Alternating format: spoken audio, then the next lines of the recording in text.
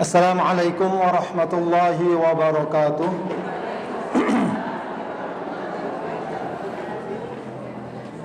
Bismillahirrahmanirrahim. Alhamdulillahi rabbil alamin. Wassalatu wassalamu ala sayyidina wa habibina wa syafi'ina wa maulana Muhammadin wa ala alihi wa ashabihi wa man tabi'ahum bi ihsanin ila yaumiddin, amma ba'du. Allahumma inna nas'aluka ilman nafi'a wa rizqan tayyiba wa amalan mutaqabbala. Amin ya rabbal alamin. Ibu-ibu sekalian yang dimuliakan Allah Subhanahu wa ta'ala, alhamdulillah di pagi hari ini Allah pertemukan kita dalam majlis ilmu ini. Mudah-mudahan majlis kita diberkahi dan diridhoi Allah Subhanahu wa ta'ala. Amin ya rabbal alamin. Baik ibu-ibu sekalian, seperti biasa kita lancarkan dahulu doa-doa kita. Allahumma inni abduka ibnu abdika ibnu amatika nasiyati biyadik madin fiyya hukmuk adlun fiyya qada'uk as'aluka bikulli ismin huwa laka sammaita bihi nafsak aw anzaltahu fi kitabik aw 'allamtahu ahadan min khalqik aw ista'tharta bihi fi 'ilmil ghaibi 'indak an taj'alal qur'ana rabi'a qalbi wa nura sadri wa jalaa huzni wa dhahaba hammi. Rabbi auzi'ni an ashkura ni'mataka allati an'amta alayya wa ala walidayya wa an a'mala salihan tardahu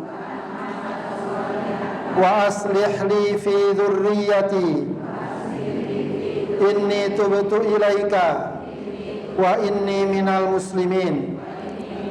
Allahumma kfini bihalalika an haramik wa aghnini bifadlika amman siwak. Allahumma inna nas'alukal afiyah fid dunya wal akhirah. Allahumma inna nas'alukal afwa wal afiyah fi dinina wa dunyana wa ahlina wa malina. Allahumma astur auratina wa amin rawatina. Allahumma ihfazna min baini aydina wa min khalfina wa an aymanina wa an syama'ilina wa min fawqina wa na'udzu bi'azamatika an nughtala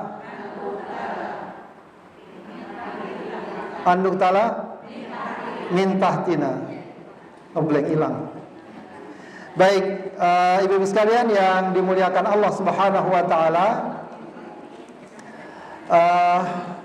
kita akan lanjutkan kajian tafsir kita.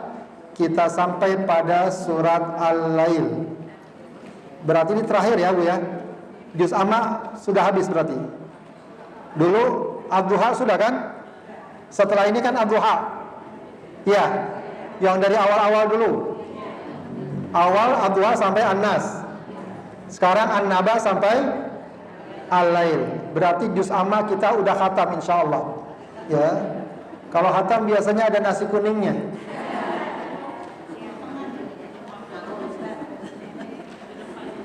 Baik, ibu sekalian, insyaallah kita akan bahas surat Al-Lail pada kajian kali ini. Kita baca dulu sama-sama. A'udzu billahi billahi minasy syaithanir rajim.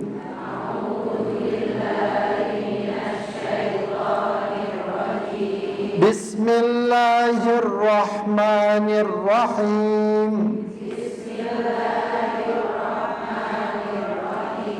Wal-laili idza yaghsha wan-nahari idza tajalla wa ma khalaqadz-dzakara wal-untha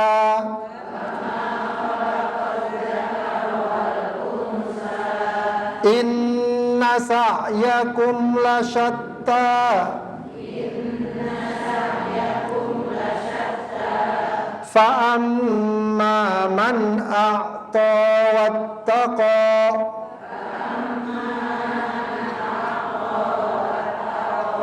wa saddaqa bil husna fasanuyassiruhu lil yusra wa amma man bakhila wastaghna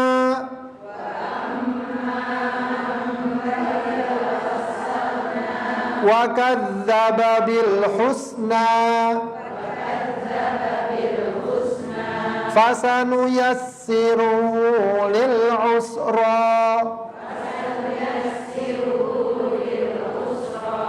wa ma yughni anhu maluhu idza taradda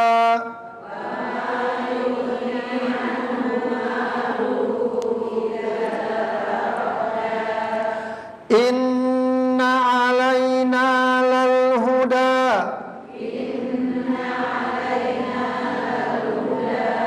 wa inna lana lal akhirata wal ula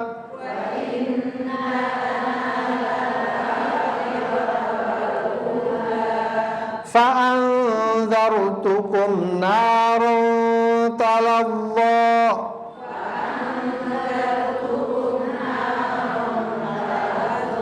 la yaslaha illal ashqa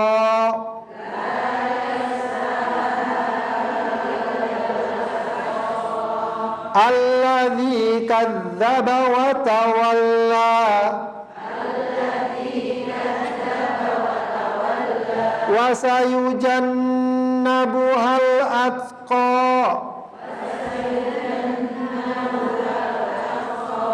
alladzi yu'ti malahu yatazakka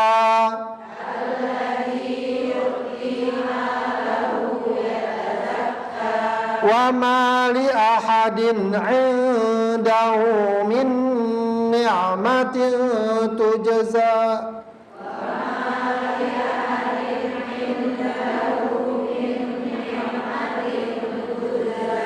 illa ibtigha'a wajhi rabbihil a'la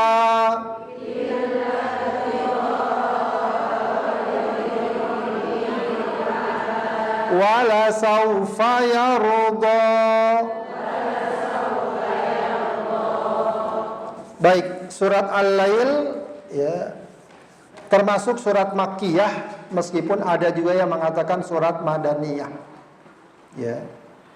Surat ini juga membicarakan tentang tetap juga dua golongan ya.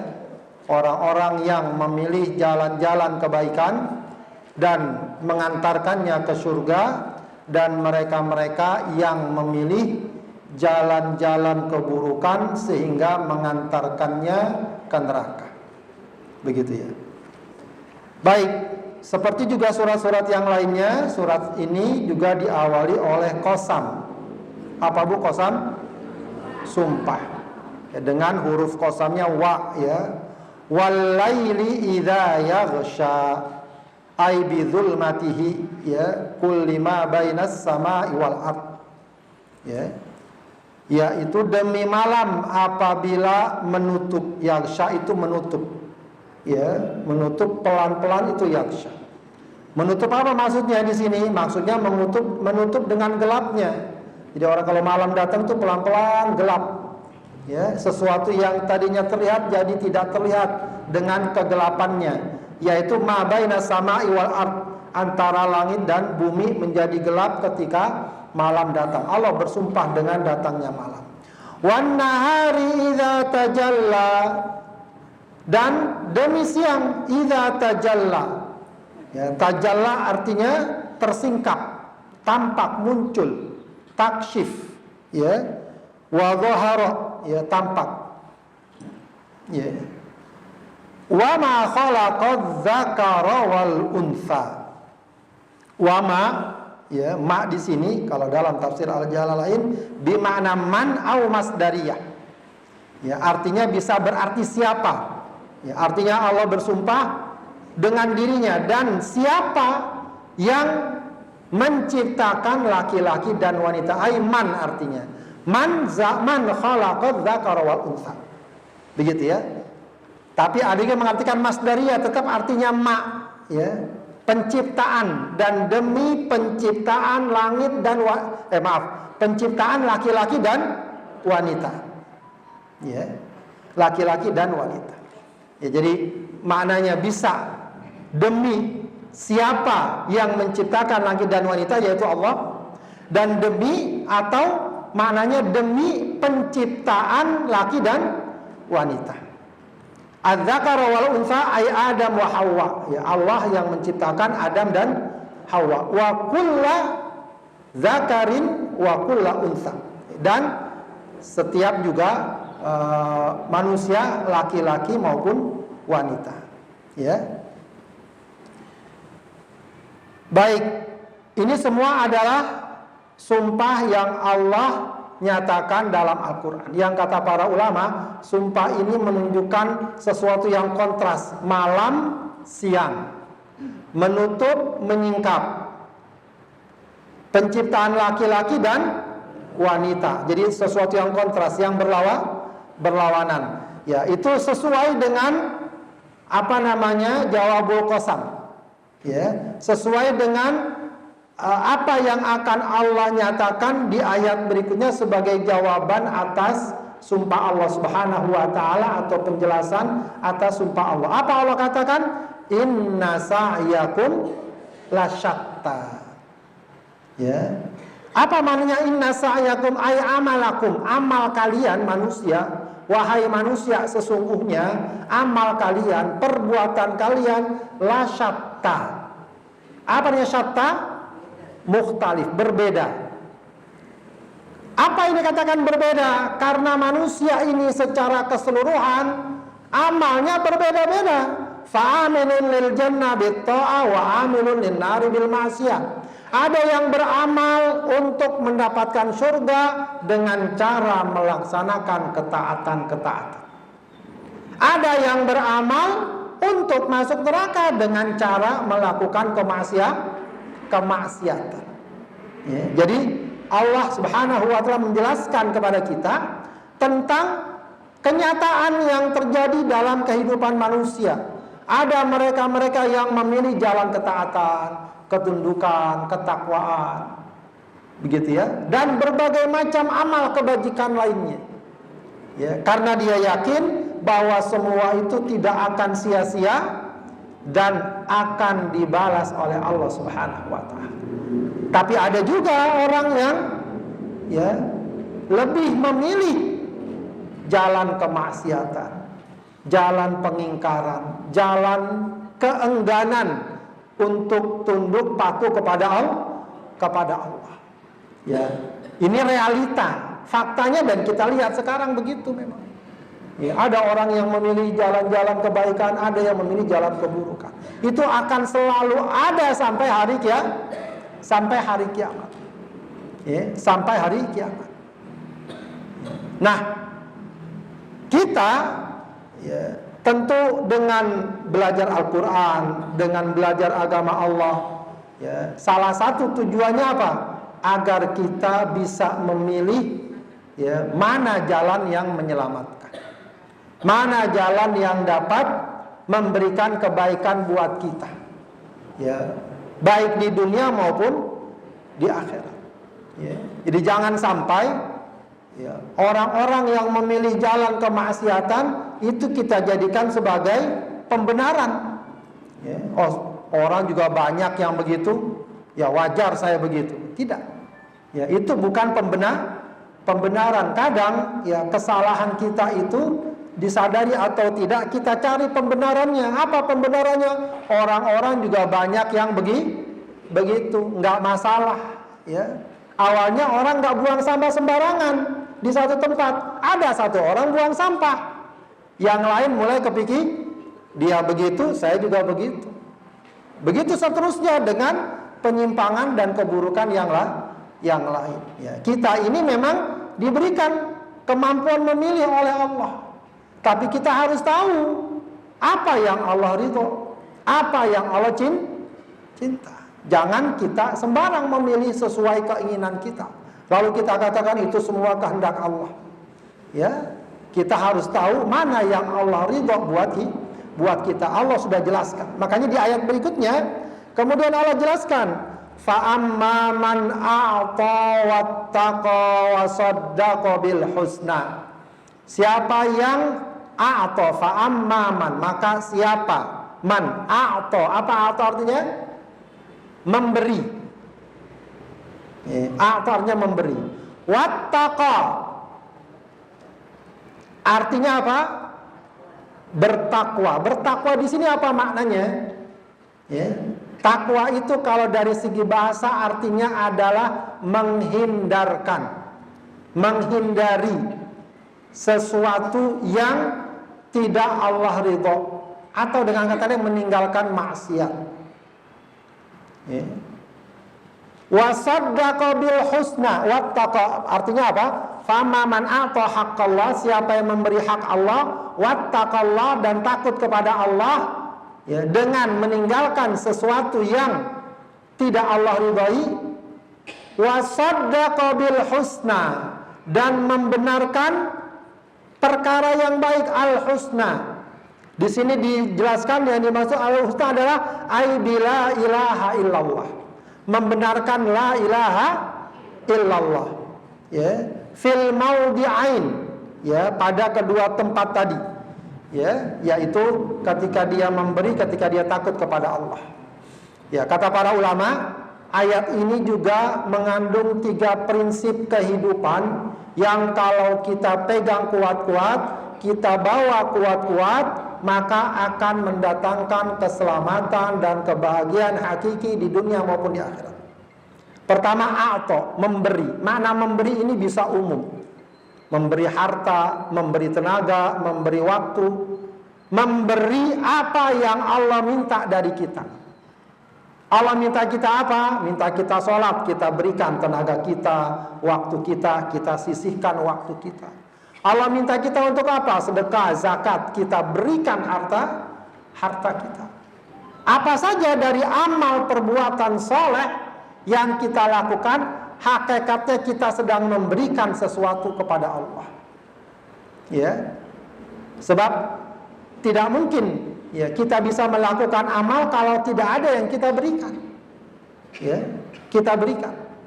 Ya, kita sholat, kita ngaji sekarang, ya, kita berikan waktu kita, uang kita, tenaga kita, dan seterusnya. Ya, ada orang yang berat untuk itu. Kenapa? Malas untuk memberi. Ya, malas untuk mengeluarkan uangnya, mengeluarkan hartanya, mengeluarkan waktunya, ya, untuk jalan kebaikan. Kemudian yang kedua, wattaqa, ya, dan bertakwa. Ya, jadi bertakwa, takwa itu dari segi bahasa makna dasarnya adalah meninggalkan keburukan, meninggalkan kemaksiatan. Ya, jadi jangan cuma sekedar melaksanakan amal soleh.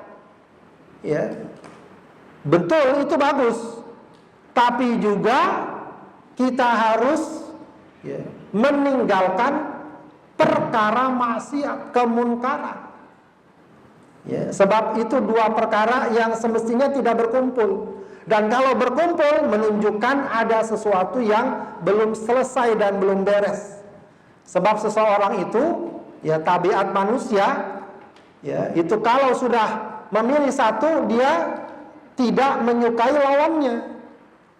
Ya, orang kalau senang pedas, suka nggak dengan makanan yang manis misalnya?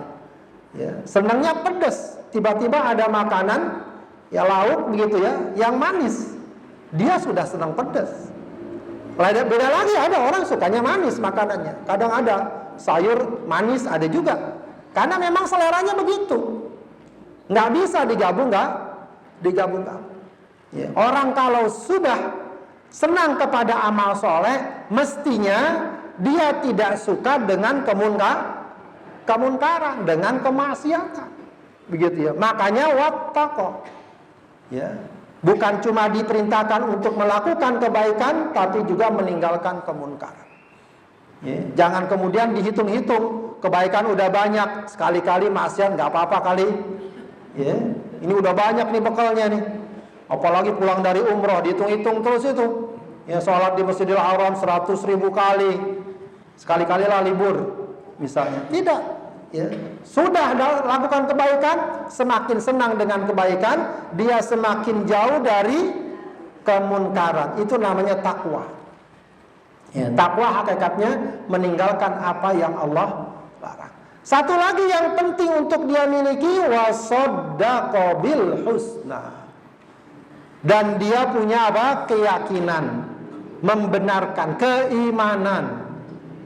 Keimanan. Ini juga yang kalau dalam konteks keimanan sangat menentukan. Ada orang baik, suka memberi, ada orang meninggalkan keburukan, tapi tidak ada keimanan. Tidak ada nilainya di sisi Allah. Meskipun mungkin dalam pandangan manusia baik. Ya, makanya memang perkara ini harus utuh kita pahami. Ya, jangan setengah-setengah. Ya, bisa juga kita balik, nilai keimanan yang benar. Ya, nilai keimanan yang benar seharusnya membentuk seseorang gemar dengan ketaatan dan menjauhi kemaksiatan. Begitu juga dibaliknya. Kalau iman kita benar, ya, pengaruhnya sangat tampak. Dengan ketaatan dia gemar, dia senang, dia semangat. Ya. Dengan kemaksiatan dia menghindar. Ya. Dia malas, dia berat. Ya. Jangan sebaliknya. Ya. Memang beriman ngakunya, diajak ngaji, diajak sholat, diajak sedekah, bawaannya ogah aja, berat. Ya, giliran ikut konser ini konser itu paling dulu misalnya, paling semangat.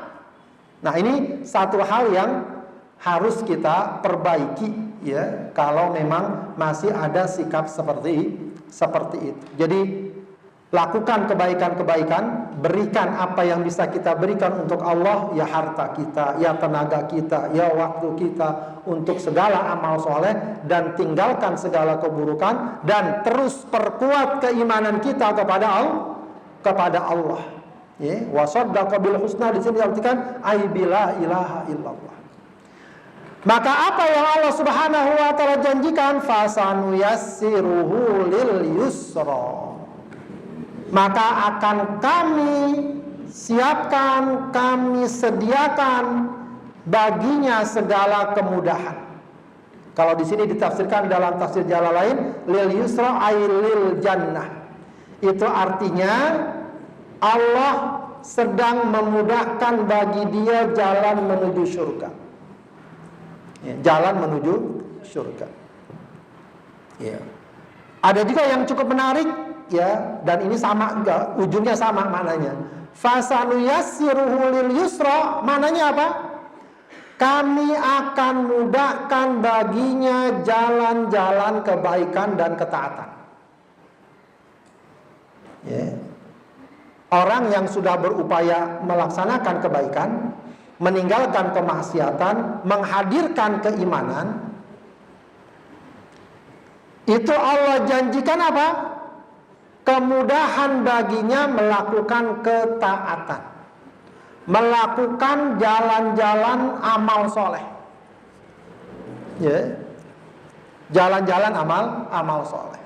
Jadi sering dikatakan bahwa balasan dari amal soleh yang kita lakukan, ya, itu kadang tidak disadari, padahal udah merupakan balasan dari Allah. Sebaliknya, balasan atas kemaksiatan pun kadang sudah dia alami, cuma kadang tidak disadari. Apa balasan dari amal kebaikan kita? Amal kesolehan kita, yaitu kita dimudahkan untuk beramal soleh berikutnya. Jadi ringan kita beribadah karena udah kita awali dengan ketaatan. Ya, biasanya ibu sekalian, orang kalau sebelumnya belum pernah untuk memulai berat nggak? Berat. Ya kita lah misalnya ngaji udah lama nggak ngaji, pengen mulai ngaji berat nggak? Tapi kalau udah biasa ringan. Nah itu sebenarnya di sisi lain apa? Itu merupakan balasan kebaikan atas amal soleh yang Allah berikan kepada kita. Jadi kalau kita alhamdulillah diberikan semangat ngaji, diberikan semangat sedekah, diberikan semangat berbuat kebaikan, itu sebenarnya juga bagian dari nikmat Allah Subhanahu wa ta'ala. Ya. Sebab semangat itu mahal.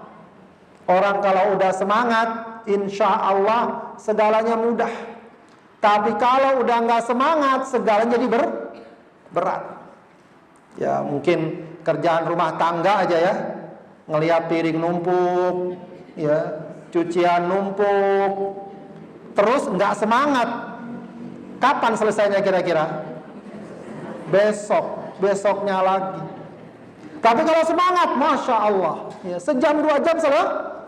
Jadi semangat itu mahal. Maka yang mahal juga semangat ibadah, semangat amal soleh. Pasti kita merasakan. Saya juga sering merasakan. Males banget ya, pengen ngaji, pengen sholat, males. Tapi kadang-kadang ada saatnya kita semangat. Semangat itu nikmat dari Allah. Dan itu juga salah satu makna fasanuyassiruhu lil yusra. Buah dari amal soleh kita diberikan kemudahan, semangat untuk melaksanakan amal soleh berikutnya. Ya, jadi boleh dibilang nikmat atau balasan Allah atas amal soleh kita adalah kita dimudahkan melakukan amal soleh berikutnya. Kalau itu terus berlanjut, maka jalan menuju surga semakin dekat. Ya, makanya di antara doa yang juga disunahkan untuk kita baca dan dicontohkan oleh Rasulullah SAW apa? Allahumma inni as'alukal jannah wa ma qarraba ilaiha min qaulin aw amal. Apa doanya? Belum. Gak pernah minta surga. Ya Allah, aku mohon kepadamu surga. Dan apa? Jangan cuma minta surga doang. Dan apa saja yang mendekatkan aku dengan surga min qaulin wa amal, baik ucapan atau perbuatan. Jadi yang kita minta bukan cuma surganya, perbuatan dan ucapan yang mendekatkan kita dengan surga. Kebalikannya, wa a'udzubika minan nar wa ma qarraba ilaiha min qauli wa amal. Dan aku berlindung padamu dari neraka dan apa saja yang mendekatkan aku dengan neraka, baik ucapan atau perbuatan. Maka yang penting memang tadi semangat beribadah, semangat belajar, semangat ngaji, semangat ketaatan. Kalau udah semangat, insya Allah ya kesulitan, rintangan, ujian itu insya Allah dapat diatasi. Kemudian kebalikannya, Allah katakan wa amma man bakhila, adapun siapa yang bakhil, ya, bihaqillah di sini ditafsirkan dengan hak Allah, terhadap hak Allah. Ya kebalikannya, bakhil di sini bukan cuma kalau diminta duit, diminta tolong dia nggak mau ngasih uang. Termasuk bakhil apa? Disuruh sholat dia malas. Hakikatnya dia bakhil. Ya, jadi bahkan kalau dalam Al-Quran memang banyak kecaman terhadap kebakilan. Jadi yang dimaksud kebakilan bukan cuma dia nggak mau ngasih duit, nggak suka sedekah, bukan. Ya, kebakhilan itu artinya apa? Disuruh sholat dia malas ngeluarin waktunya, berat ngeluarin tenaganya. Ya, berbuat kebaikan dia berat. Ya, seakan-akan rugi dia keluarkan waktu untuk ngaji, untuk tilawah, untuk zikir, untuk sholat. Bakhil. Ya. Wa amma man bakhila wastaghna. Apa istaghna? Merasa cukup. An thawabihi. Ya, merasa nggak butuh dengan apa? Dengan pahala dari Allah. Merasa nggak butuh. Nah, ini juga satu hal yang mungkin patut kita ingatkan, betapa dalam hidup ini kita sangat butuh dengan pahala dari Allah. Orang sekarang banyak yang mengatakan itu absurd, itu nggak jelas, maunya serba yang jelas. Ya. Padahal yang sifatnya jelas itu, yang dianggap materi, itu biasanya akan hilang, segera akan hilang. Tapi pahala dari Allah akan tetap, ya, akan kekal, akan menyertai kita. Wastagna artinya orang itu nggak butuh pahala Allah, ya, nggak butuh. Ya akibatnya apa? Ya dia ringan berbuat maksiat, ringan berbuat kemungkaran. Ditambah lagi wa kadzdzaba bil husna. Udah gitu dia mendustakan perkara yang baik. Ya, tidak mau beriman. Ya. Tidak mau menghadirkan keyakinan yang benar kepada Allah Subhanahu wa taala, kepada surganya, kepada adanya neraka, adanya balasan. Intinya dia nggak peduli dengan masalah-masalah keimanan. Ya. Maka apa yang Allah sediakan? Fasanuyassiruhu. Maka akan kami siapkan baginya lil usra. Sesuatu yang berat, sesuatu yang sulit. Apa di sini diartikan? Linnar. Siapkan baginya sesuatu yang akan menyulitkannya, yaitu neraka. Ya. Jadi orang itu, ya, dengan kemaksiatan kemungkarannya, disadari atau tidak, dia itu sedang menempuh jalan, mencari jalan, ya, menerobos jalan untuk sampai ke neraka. Disadari atau tidak. Ya. Nah, ini juga maknanya secara umum bisa juga diartikan orang kalau takwa, orang kalau mudah beribadah, orang kalau menjaga iman, Allah akan kasih jalan kemudahan. Ya, kebalikannya ketika orang jauh dari Allah, dekat dengan maksiat, tidak menjaga imannya, akan Allah berikan kesulitan dalam kehidupannya. Tapi yang paling jelas memang di hari kiamat. Ya, di hari kiamat perkara ini akan sangat tampak jelas. Inilah juga yang tadi Allah katakan apa? Inna sa'yakum lasyatta. Amal kalian itu beragam. Ada yang taat pada Allah, ada yang jauh dari Allah Subhanahu wa taala. Dan bagi kita itu semua harus jadi pelajaran. Harus jadi pelajaran, bukan jadi pembenaran. Ya, pelajaran artinya apa? Kita lihat orang-orang yang taat, orang-orang yang patuh, orang-orang yang dekat kepada Allah. Maka itu yang hendaknya kita teladani. Sebab itu yang Allah ridhoi. Adapun ahli maksiat, kemungkaran, kita nggak perlu juga sebenarnya mengecam mereka, ya, mencaci maki mereka, melaknat mereka, tidak perlu. Cukup bagi kita menjadi pelajaran agar kita jangan sampai seperti itu. Ya, syukur-syukur kalau kita juga berusaha agar mereka kita tarik lagi, kita ajak lagi, kita dekati lagi, ya, untuk semakin dekat kepada Allah Subhanahu wa taala. Baik, kita lanjutkan. Inna alaina lal huda. Ya. Kata Allah Subhanahu wa taala, wa kewajiban bagi kami. Kata Allah, ya, kami wajib, ya, menjelaskan al-huda, petunjuk, memberikan petunjuk. Apa maksudnya wajib memberikan petunjuk di sini maknanya? Litubayyina tariqal haqqi min tariqid dhalal. Ya, jadi Allah Subhanahu wa taala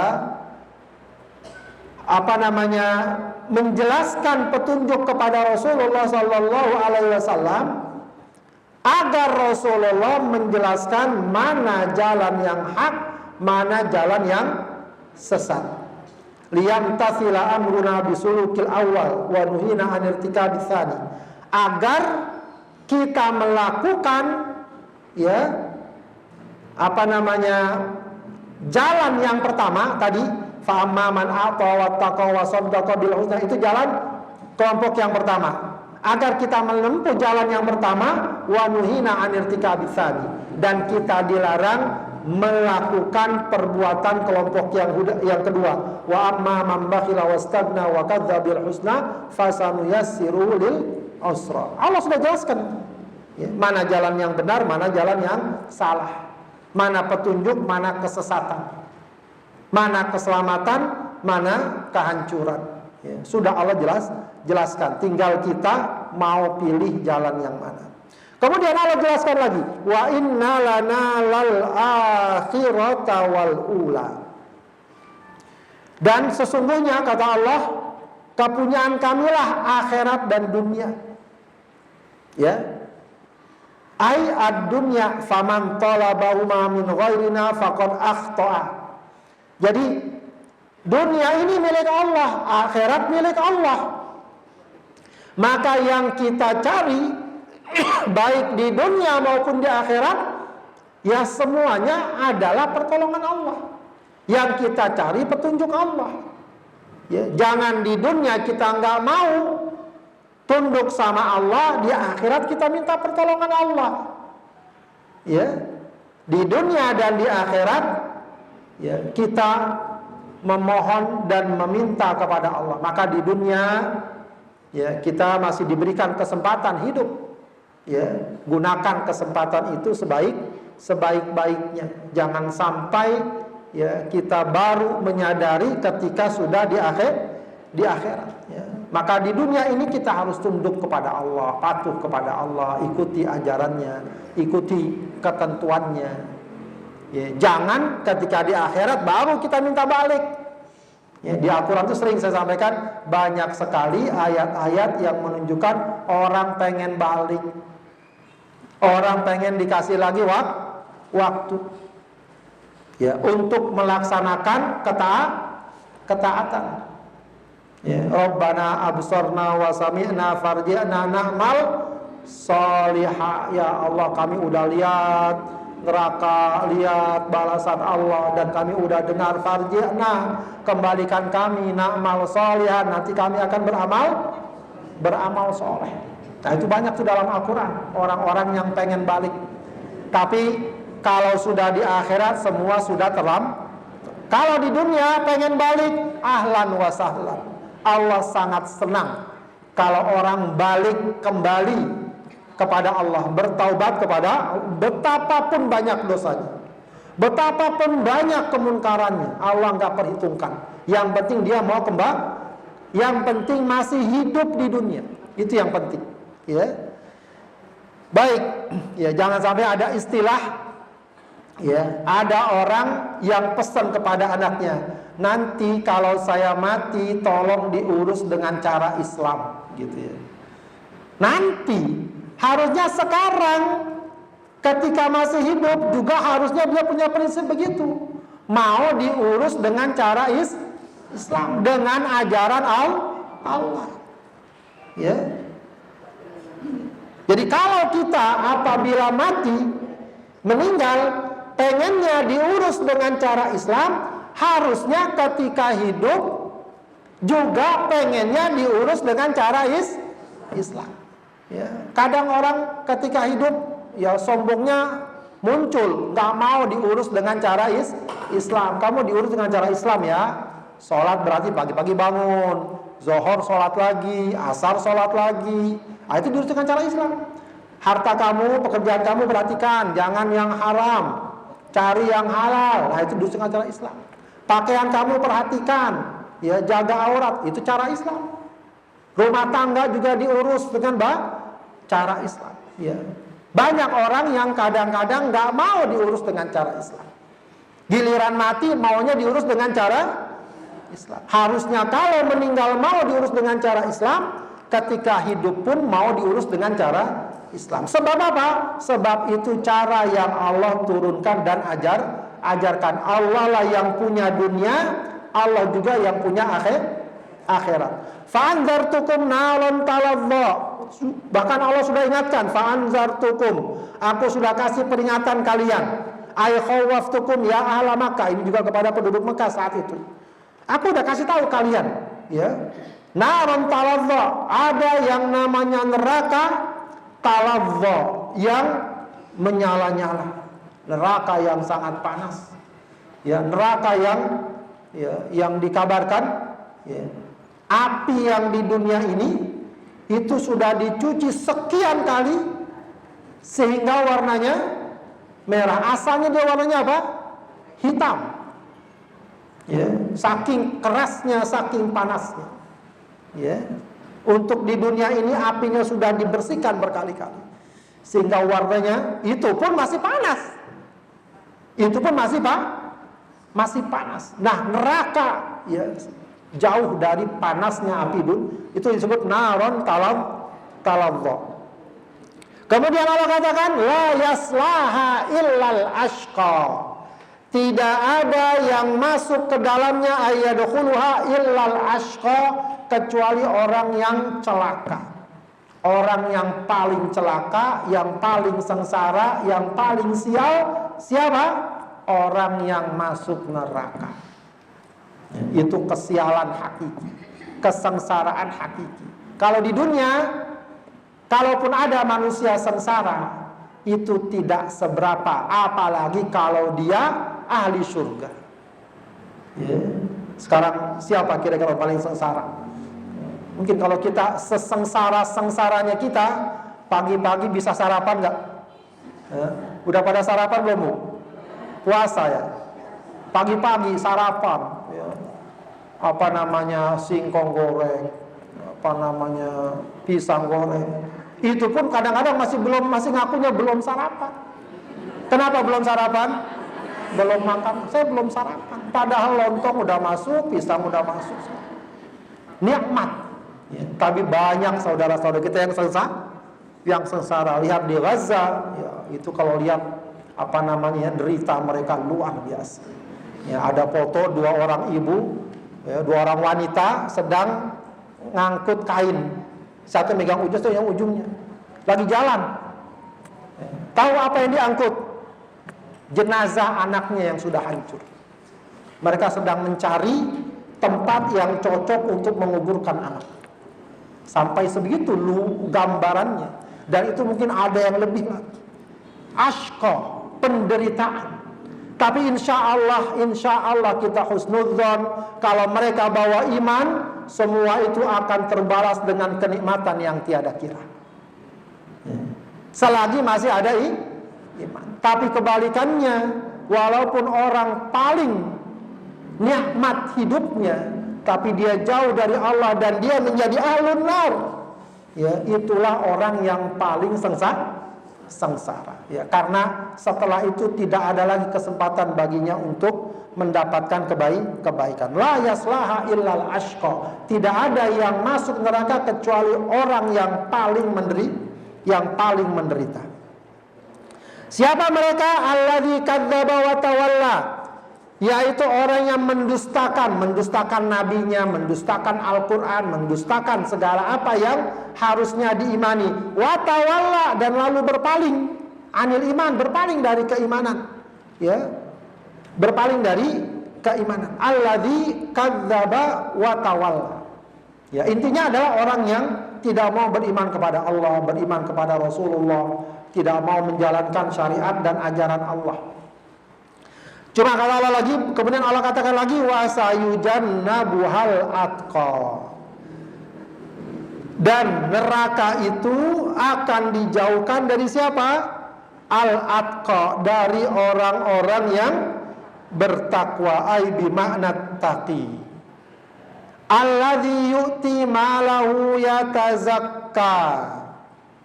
Yaitu orang yang suka memberikan hartanya, ya, dikatakan di sini yatazakka ay mutazakkiyan bihi indallah, yaitu dia memberikan harta tujuannya apa? Enggak ada lain tujuannya kecuali apa? Ingin membersihkan dirinya di hadapan Allah. Ya. membersihkan dirinya di hadapan Allah, dikeluarkan semata karena Allah. Bukan karena pengen dilihat, bukan karena pengen dipuji, bukan karena apa. Semata-mata karena Allah. Ya. Dan ayat ini kata para ulama tafsir, umumnya para ulama tafsir mengatakan ayat ini diturunkan kepada salah seorang sahabat khusus awalnya. Ya, untuk menjelaskan keutamaan seorang sahabat Rasulullah SAW. Siapa namanya, Bu? Ada yang tahu? Abu Bakar As-Siddiq radhiyallahu anhu. Jadi Abu Bakar As-Siddiq itu banyak para ulama tafsir mengatakan surat ini secara keseluruhan, ayat ini secara khusus itu diturunkan berkaitan dengan sifat dan kemuliaan Abu Bakar As-Siddiq. Sebab dia apa? Orang yang suka dermawan, orang yang sangat takut kepada Allah, orang yang sangat patuh kepada Rasulullah, orang yang kuat keyakinannya. Ya, kata Rasulullah, semua orang yang aku ajak masuk Islam itu sempat taraddud sesaat. Sempat apa? Ada sedikit apa istilahnya? Maju mundurnya, ada sedikit keraguannya sebelum akhirnya masuk Islam. Kecuali Abu Bakar. Abu Bakar orangnya los gitu aja. Kalau sama Rasulullah sudah tidak ada sedikit pun keraguan. Ya, makanya kisah yang terkenal Isra Mi'raj. Ya, orang-orang kafir mendustakan dan mengejeknya, lalu mereka datang kepada Abu Bakar dengan maksud mudah-mudahan Abu Bakar ikut juga mengingkarinya, karena itu perjalanan yang tidak mungkin secara manusia, secara akal. Tapi Abu Bakar cukup bertanya, memang benar Rasulullah ngomong begitu? Ketika mereka bilang benar Rasulullah ngomong begitu, kalau Rasulullah yang ngomong lebih dari itu saya percaya. Itu tingkat keimanan yang sangat tinggi dari Abu Bakar As-Siddiq radhiyallahu anhu. Ya, makanya ayat ini juga banyak para ulama tafsir mengatakan berkaitan dengan sifat kemuliaan Abu Bakar As-Siddiq radhiyallahu anhu. Dan tentu saja bukan berarti ini pelajarannya hanya buat dia, tapi juga buat kita. Yaitu orang yang suka memberikan hartanya, tujuannya apa? Untuk membersihkan diri, untuk menghadirkan ketakwaan. Makanya apa-apapun ya, kalau kita sedekah, kita memberi, sudah los saja. Ya, kita ingin kebaikan dari Allah Subhanahu wa taala. Ya, bukan sekedar pengen dilihat, pengen dipuji dan seterusnya. Wa ma li ahadin indahu min ni'matin tujza. Bukan juga kita bersedekah, bukan juga orang yang bersedekah atau memberikan karena apa?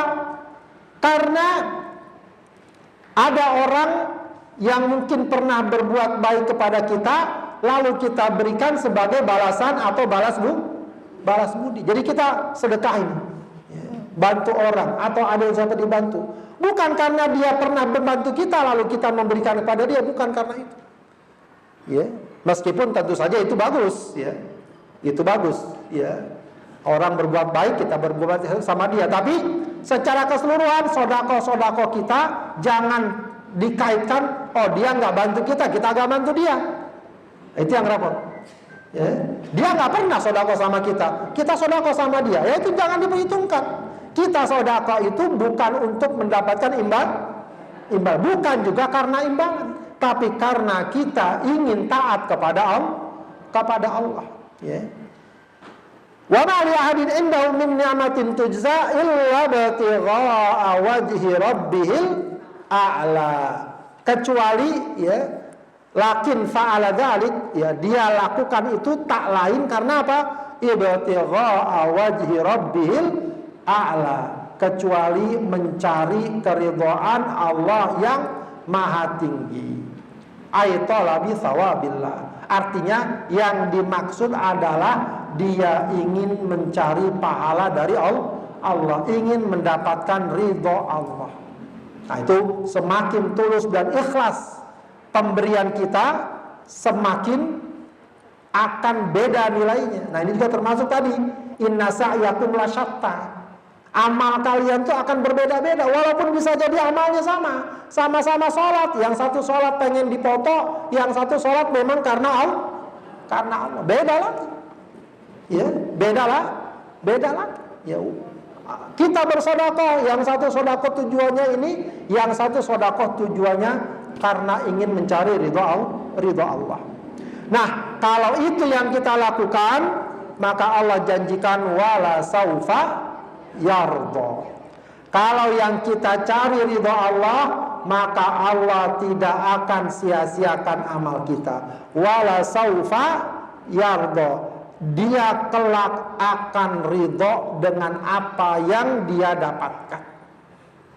Kalau kita cari ridho Allah, insya Allah akhirnya kita ridho. Bahasa ridho di sini bisa kita artikan puas. Ya. Artinya nggak sia-sia selama ini saya beramal karena Allah.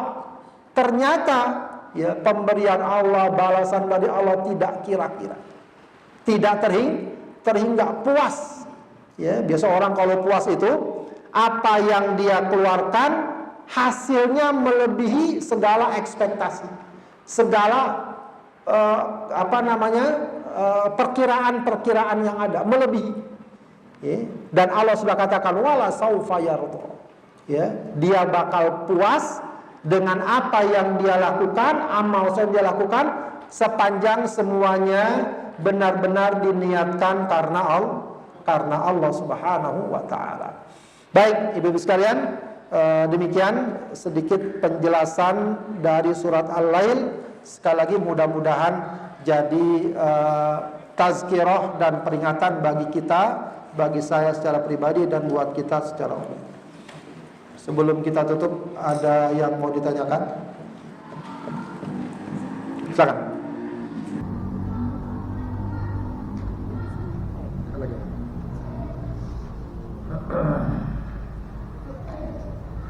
Baik, apakah sholat kita yang pernah ditinggal di masa lalu harus diqadha? Ini persoalan yang sering dijumpai. Ya tentu kita lihat di masa lalu yang ditinggal itu, ya tentu kalau ada uzur misalnya haid atau uzur misalnya hilang akal, itu tidak diqadha. Ya misalnya sempat koma sekian hari nggak sholat, atau sempat hilang akal sekian bulan, kalau semua nggak sholat, itu nggak wajib diqadha. Adapun orang yang meninggalkan sholat karena malas, karena apa, ya dulu istilahnya sesat atau tergelincir, para ulama umumnya mengatakan tetap harus diqadha. Pendapat mayoritas ulama diqadha. Ya, maka tinggal diingat-ingat berapa kali sholat yang ditinggalkan. Kalau lupa diperkirakan saja. Yang berat itu kalau saya udah 20 tahun nggak sholat, itu repot kan? Ya. Gimana kira-kira taubatnya? Taubat saja, ya, dengan sepenuh taubat, ya, lalu lakukan sholat qadha semampu yang dia lakukan, dan tidak perlu harus sekaligus. Ya, dia sholat, dia niatkan untuk qadha sholat yang dia sholat zuhur seperti biasa, lalu dia niatkan sholat qadha zuhurnya, ya kapan dia merasa ada waktu dan dia qadha, hendaknya dia qadha. Itu pendapat yang cukup kuat, meskipun memang ada sebagian pendapat para ulama bahwa orang yang meninggalkan sholat, ya, dan dia baru sadar di kemudian hari tidak perlu diqadha, cukup baginya bertaubat dengan taubatan nasuha. Jadi itu memang ada dua pandangan seperti itu, tapi pandangan mayoritas para ulama umumnya wajib mengqadha sholat yang ditinggalkan, baik sedikit ataupun banyak. Ya. Baik.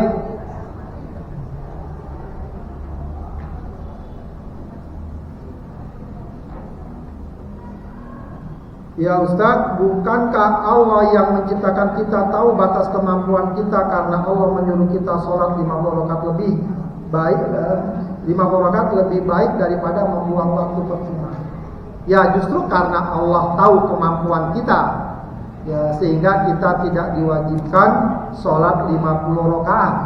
Ya, meskipun kalau dibanding dia nonton apa masih mending sholat, iya. Cuma bagaimanapun juga, ya batas, apalagi umat sekarang, ya batas kemampuannya bisa berbeda-beda. Dan ini tentu acuannya bukan 1-2 orang. Mungkin 1-2 orang mampu 50 sholat, dalam sehari. Ya, tapi itu bukan keumuman yang berlaku. Ya, kalau dibandingkan, jangankan 50, 5 waktu aja banyak yang tidak sholat. Banyak survei menunjukkan banyak orang yang mengaku muslim tidak sholat. Ya, berapa tuh surveinya? Termasuk tinggi. Ya, 50% ke atas ada banyak orang yang nggak sholat. Ya, itu 5 waktu, apalagi 50 waktu. Ya. Jadi selebihnya dia sudah merupakan ketentuan Allah Subhanahu wa taala, dan bukan berarti kalau kita sholat 5 waktu lalu kita bebas ke sana kemari.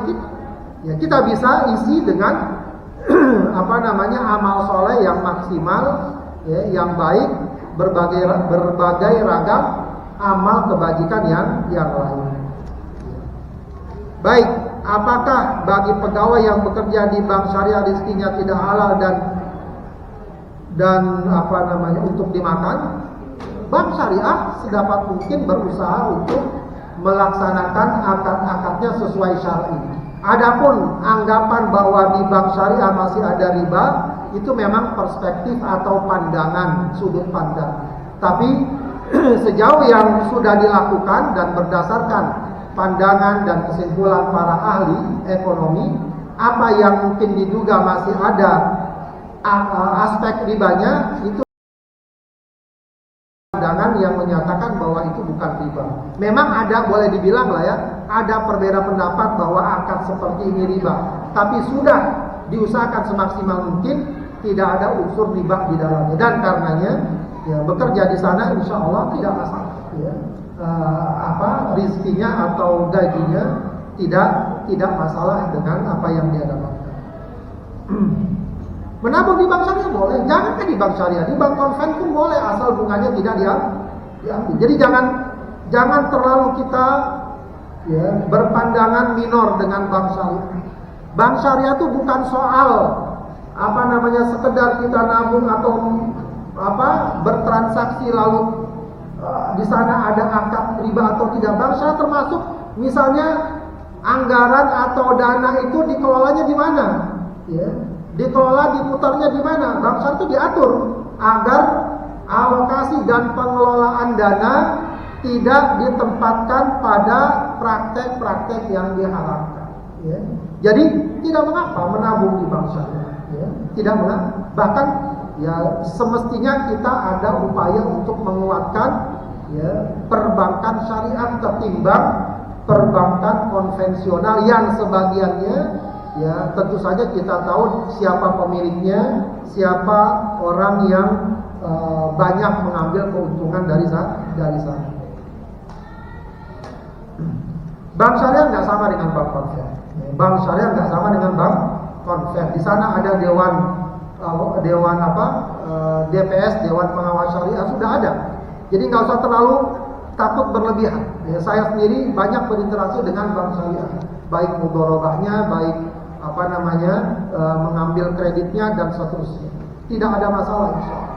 Ya, memang ada beberapa hal yang jadi perdebatan, tapi itu sudah ada penjelasannya. Misalnya memang yang dibilang bahwa bank syariah pun menetapkan penalti atas keterlambatan. Ya. Keterlambatan kalau ada keterlambatan pembayaran cicilan atau kredit. Tapi beda dengan bank konven. Penalti itu memang dibutuhkan untuk mendidik dan mendisiplinkan nasabah agar tidak sembarangan. Cuma bedanya apa? Penalti itu diambil tidak dijadikan sebagai harta bank tersebut, tapi langsung disalurkan kepada program-program sosial. Tapi kalau bank konven ada penalti, ada denda masuk, itu dijadikan sebagai harta dia, sebagai aset dia. Itu yang membedakan, ya. Sehingga itu sebagai salah satu cara untuk memberikan maslahat. Sebab kalau tidak ada penalti, orang juga jadi sembarangan menunda pembayaran. Kadang-kadang dibutuhkan hal seperti itu. Adanya margin keuntungan yang kadang lebih besar, ya boleh jadi, ya boleh jadi itu sama saja. Pak Haji jualan sembako ternyata lebih mahal dari si fulan yang non muslim. Mungkin nggak lebih mahal?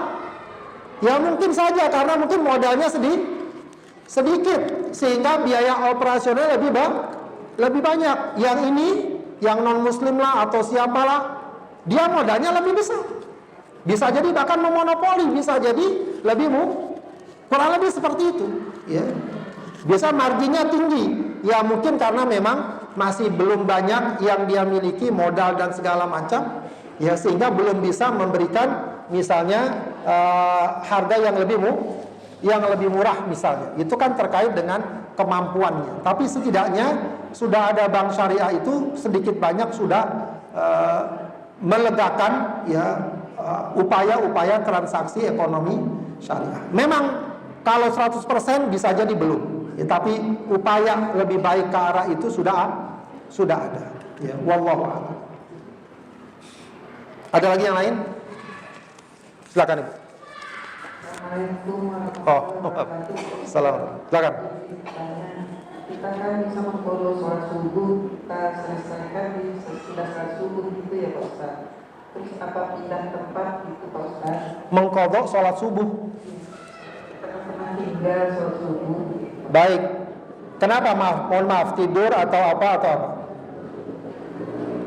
Misalnya apa? Ketiduran atau lupa? Baik, ketiduran atau lupa langsung seketika itu dia qadha. Pokoknya kapan dia bangun, kapan dia ingat, langsung dia qadha. Nggak perlu dia menunggu waktu lagi. Apa yang mau ditanyakan Ibu? Apa yang kita di tempat kita pindah tempat gitu? Nggak apa-apa, di mana saja nggak masalah. Tidak ada aturan tempatnya. Pokoknya kapan dia ingat, kapan dia bangun, man nama an sholatin aw nasiha falyusalliha idza dzakaraha. Siapa yang ketiduran atau lupa sholat, maka dia sholat kalau ingat atau kalau dia sudah bangun. Baik di situ atau di tempat lain. Baik.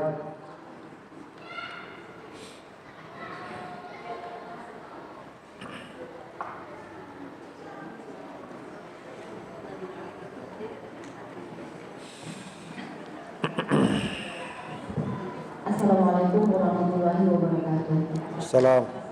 Pak Ustaz, saya ada satu pertanyaan. Tapi kalau nggak salah, kalau nikmat Allah itu sebagai balasan amal soleh, sepertinya kalau kita melakukan ibadah, maka kita diberikan keringanan melakukan ibadah berikutnya. Nah, ya. Begitu juga sebaliknya. Kalau saya mengasosiasikan ini seperti hidayah gitu ya. Jadi orang itu sudah ditakdirkan buruk dan baik. Kemudian pertanyaan saya, sebetulnya hidayah itu dari mana? Dari kita atau dari Allah? Ya, terima kasih. Salam. Baik. Orang yang berbuat kebaikan dan amal soleh akan Allah mudahkan untuk beramal berikutnya. Iya, itu balasan dari Allah. Orang yang melakukan amal keburukan akan lebih sulit dia untuk beramal soleh. Tapi bukan berarti tertutup sama sekali pintu kebaikan. Ya, bisa jadi kalau memang ternyata betul-betul dia ingin kembali, ingin bertaubat, Allah akan bukakan hatinya, Allah akan berikan hidayah kepadanya. Jadi cuma keumumannya orang kalau sudah senang maksiat, susah dia berbuat ketaatan, susah dia berbuat ibadah dan ketakwaan. Itu keumuman. Tapi kalau dia mau kembali, dia menyesali, maka dia dapat kembali kepada Allah Subhanahu wa taala segelap apapun latar belakang kehidupannya.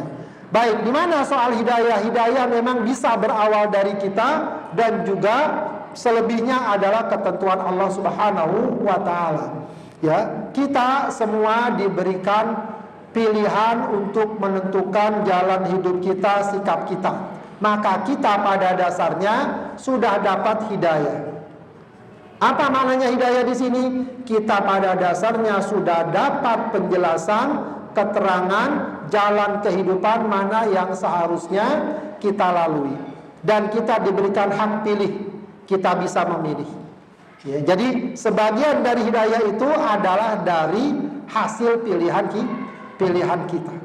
Ya, jadi jangan kemudian seseorang mengatakan bahwa saya berbuat maksiat karena Allah yang mentakdirkan. Tidak. Ya, saya berbuat maksiat tentu saja karena saya memilihnya. Meskipun memang ya ini bab takdir agak unik memang. Ya, semua itu tak lepas juga dari takdir Allah. Tapi kita masih bisa memilih. Itu bedanya, ya, kalau dikatakan manusia itu seperti dalang, wayang di tangan dalang, itu beda. Kalau wayang punya otak nggak? Dilempar sama dalangnya bisa bangun nggak dia? Nggak bisa. Itu wayang. Nggak bisa milih. Kalau kita bisa memilih. Kita bisa, kita punya akal dan seterusnya. Maka hidayah itu, ya, pada dasarnya juga, ya, merupakan bagian dari pilihan kita. Ya, pilihan kita. Apakah kita mau jalan kebenaran atau tidak, mau selamat atau tidak. Meskipun memang kita tidak lepas dari takdir Allah. Itu samalah persis dengan orang yang yakin ajal di tangan Allah. Yakin ajal di tangan Allah. Tapi kira-kira kalau dia nyebrang, ya, di Margonda loh, ya, yang jalannya padat, walaupun dia yakin ajal di tangan Allah, kalau nyebrang tengok kanan kirinya, ya. Kalau ada orang bilang saya yakin ajal di tangan Allah, nyebrang aja dia nggak mau peduli, ya, itu bodoh namanya, konyol. Itu tabiat manusia.